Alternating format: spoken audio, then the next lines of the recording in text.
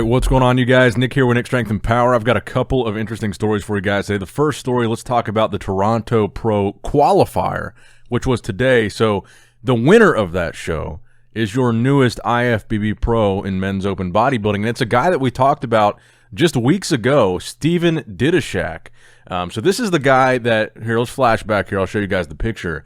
We were talking about this most muscular shot that he posted and how crazy he looked in just the Instagram shot. But he competed in this Toronto Pro qualifier. So today was the amateur show, and tomorrow will be the actual pro show, which is what we're going to be covering in tomorrow's video. But today, Steven was the overall winner, and he got his pro card at this show, making him the newest IFBB Pro. And I thought he looked really impressive here. He's a guy that, as an amateur, we were talking about him on this channel, and typically we really don't talk about very many amateur bodybuilders unless they're the top of the top, and he really proved that he was, and now he's an IFBB Pro, and we're going to be seeing in the very near future, what he's able to do as a pro competitor. So I wanted to start out this video with some footage of that and congratulating him on that victory, because it's always cool to see a new pro edition added to the IFBB. But like I mentioned, make sure you guys stay tuned for tomorrow, because that will be the pro show coverage. Now, next up in the news, I wanted to talk about Akim Williams and his latest guest posing that he also did this week. And a lot of people were talking about this. I saw a lot of people sharing this screenshot. So people were sharing this screenshot of his midsection. Obviously, that was the reason why people were talking about it. In all fairness, he's doing a back double bicep in the pose that's screenshotted. So he's obviously relaxing his midsection, which, typically when you see these pictures of bodybuilders with really distended midsections, in many cases, it's a situation like this where they're photographed from either backstage or from the side of the stage, hitting a shot where they're not trying to showcase their midsection. So in all fairness to Akim, I kind of want to point that out, that in that pose, he's not trying to control his midsection. And again, in all fairness, it is a guest posing. This is off-season Akim. Now, I think he might be getting ready to do the Arnold Classic again coming up in March in just a few months. But it does raise the question, even though this is a guest posing, even though he's not trying to show off his midsection, this is kind of the issue that we've seen with Akim. It really hasn't been so much a midsection issue that we've seen, because one of the strong points of his physique is the amount of size that he carries. All throughout his career, he's been able to maintain this small waist, but keep in mind, last year's Olympia 2020, Akim was first call-out. He was 6th place. This year, he slipped all the way to 9th.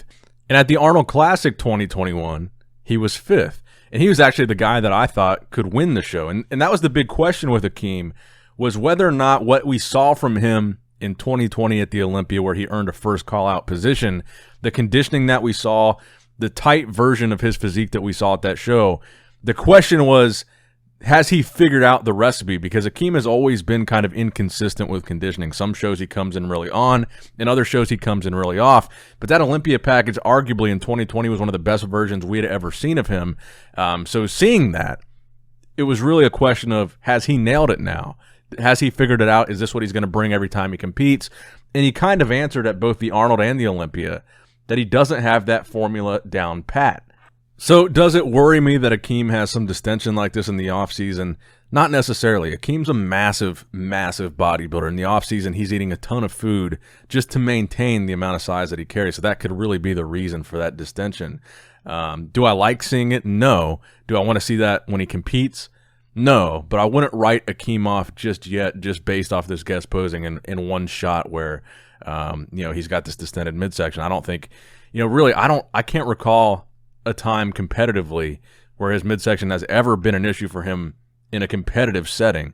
The only thing that really has held him back is conditioning. He's got like this kind of thick, watery look to his skin sometimes when he comes in off, and that's really the main thing that I've seen hold Akim back. But as far as his midsection is concerned, it's always actually really been kind of a strong point for him, how small it is. So everyone that was kind of worried about it and sharing this guest posing, I'm not really worried that his midsection is going to be a problem for him. And I want to flash back really quick, because while I'm recording this video, I was talking to my buddy Rich Body on Instagram. That's his username, @RichBody. He's at that Toronto Pro show. And he actually just told me that the story we talked about earlier, Stephen Didoshak, so he earned his pro card today. He is apparently going to be competing tomorrow in the Toronto Pro Pro 212 category. So that's going to be interesting. We see this happen more and more where guys turn pro the day before and then compete as a pro the day after. So that's going to be another thing to look out for tomorrow when we're watching the pro results. Could he be a top guy in the pro ranks of the 212 on his first day? And why not? I love to see it. So good luck to Steven. And again, shout out to Rich Body for some of the photos and videos that you're seeing in this video. So next up in the news, speaking of the Toronto Pro qualifier, Stanimal. He is going to be competing in men's open bodybuilding tomorrow as a pro, and he is 24 hours out. So these shots here are 1 day away from him stepping on stage, and it looks like he's going to be dedicating his performance here to his training partner, Sean Roden. As you guys know, Sean passed away a couple weeks ago. He says, "I'm coming with all I've got. I want to make you proud, brother," and he tags Sean. 2022 Mr. Olympia qualification, like we wanted to step on stage together. And he tags the Toronto Pro Super Show as well. Stanimal also working with his coach Patrick Tour. And I certainly expect Stanimal to be a first call-out guy here. To be honest, this is one of the best versions of his physique I think I've seen. He's switched around divisions and he's put on a lot of size coming over to men's open bodybuilding. But I think this is one of the bigger, better versions that we've seen of him. And I'm fully expecting him to be in that top 5 conversation. So shout out to Stanimal. Another guy that we've got competing tomorrow is Quint Beastwood. Really looking forward to seeing him step on stage. He just took 5th place at the Romania show. Quint also is looking for his Olympia qualification for 2022. Now, he posted these 2 photos, these front lat spreads, but he says in the caption he can't tell you when these were taken, but what I can tell you is that Beastwood is coming. And he tags Toronto Pro Super Show. So those are the 2 of the guys that I'm really excited to see take the stage tomorrow. It's going to be a good show. And I believe as far as 2021 is concerned, the Toronto Pro is the last show of the year for men's open bodybuilders looking to qualify for next year's Mr. Olympia. So this is the Toronto Pro is kind of going to be wrapping up pro bodybuilding for the year 2021. And the final story that I've got for you guys today, while you watch this video of HorseMD, a.k.a. Marcelo De Angelis, who just earned his pro card at that Expo Super Show. So he is going to be competing in the IFBB, but what he has not decided yet is whether he's going to compete in classic physique or men's open bodybuilding. So he's posted on his story a couple of times now. He even shared the video that I made about him being the most aesthetic men's open bodybuilder as a pro right now. But he's posted a couple times that he's still kind of undecided and asking his fans which one would you like to see him compete in, men's open or classic physique. Then he actually said in the comments on his page that he's only 2 kgs away from what he would need to weigh for his height to compete in classic physique as a pro. So I believe that means he would have to lose about 2 kilograms, which is closer to 5 pounds. Now, my personal opinion, I would love to see him compete in classic physique. I think, like we've seen and we've discussed many times, when you've got a more aesthetic bodybuilder competing in men's open, oftentimes the thing that really hurts them is because to be aesthetic, typically, you're going to have to be smaller because the bigger guys are the guys that wind up blowing out their midsections and losing some of their lines, losing some of their proportions. So in all likelihood, he would probably get out-muscled in open, and he'd probably be a much better fit for classic physique. That would be my opinion. But I want you guys to let me know in the comment section down below, would you rather see him compete in classic or men's open bodybuilding, Marcelo De Angelis? Either way, he's got just a phenomenal, beautiful physique. And actually, that wasn't the last story. The last story is going to be Patrick Moore. So Patrick clarifies some of this classic physique talk. So he said he put up a post basically saying he might switch to classic physique. Just kind of a random post saying that it was a possibility. And then he put up this story clarifying even further. He says, for those that asked, my classic physique cutoff would be 215 pounds.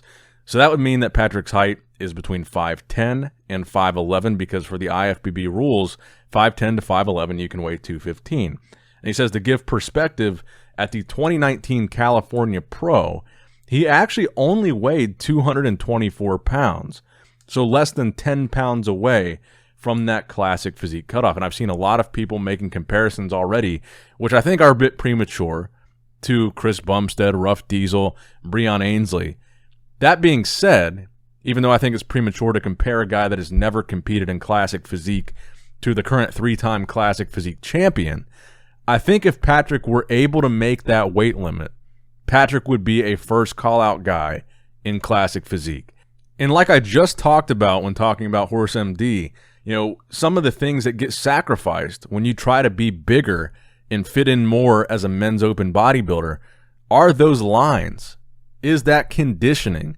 Those are some of the things that kind of get screwed when you're pursuing the chase of size. So that was kind of Patrick's argument for switching to classic physique, saying, you know, what if I value my lines and my aesthetics more than I value chasing size, and I could just squeeze into the classic physique weight class and keep these attributes of my physique that has really built him the fan base that he has. I mean, I think a lot of people that are huge fans of Patrick Moore are fans of what he brings from an aesthetic standpoint. The vacuum pose, the small waist, the lines, the V-taper. That is what Patrick's physique is really all about. And when you think about it, that's what classic physique is really all about. And if you can have guys making a successful jump like Logan Franklin, jumping from men's physique to classic and being one of the best guys in classic, why can't we have a guy from men's open bodybuilding jump down to classic physique and be very successful? So let me know what you guys think in the comment section below about all these stories. Patrick Moore, Marcelo DeAngelis, Toronto Pro. Let me know what you guys think. Give the video a thumbs up if you enjoyed it. The thumbs up is very important, more so than ever. It's free. It's easy. Just click that button because now the dislikes are gone. The engagement is more heavily geared towards how many likes your video has. So make sure you like it. Make sure you subscribe. Make sure you share it. All that good stuff. As always, I love you guys. Appreciate you guys. Nick Strength and Power signing out.